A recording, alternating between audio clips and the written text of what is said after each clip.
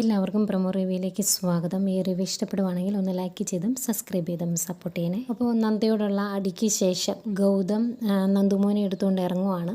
ഇനി ഒരിക്കലും നന്ദയുടെ അടുത്തേക്ക് ട്രീറ്റ്മെൻറ്റിന് വിടില്ല എന്നൊരു തീരുമാനത്തോടു കൂടിയാണ് ഗൗതം മോനെ എടുത്തുകൊണ്ട് പോകുന്നത്. ഇത് മോൻ അറിയില്ലാത്തതുകൊണ്ട് തന്നെ പോകുന്നതിന് മുമ്പ് നന്ദുമോൻ ടാറ്റയൊക്കെ കൊടുത്തിട്ടാട്ടോ പോകുന്നത്. ഇന്ന് ഒരുപാട് സന്തോഷമായിരുന്നു, ബ്രേസ് ഒന്നും ഇല്ലാതെ ഓടുകയൊക്കെ ചെയ്തതല്ലേ. ഈ സമയത്ത് ഇന്ത്യവരത്തിൽ ഭയങ്കര ചർച്ചകൾ നടക്കുന്നു. നമ്മുടെ ലക്ഷ്മി പറയുവാണ് നന്ദി ഇത്രത്തോളം അധപ്പതിച്ചു പോകുമെന്ന് എനിക്ക് വിശ്വസിക്കാൻ പറ്റുന്നില്ലെന്ന്.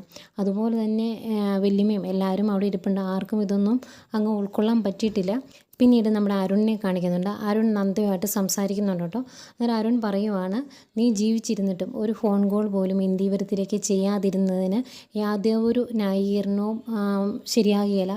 ന്യായീകരണങ്ങളൊന്നും അതവിടെ വിലപ്പോകില്ല എന്ന് പറയുന്നുണ്ട്.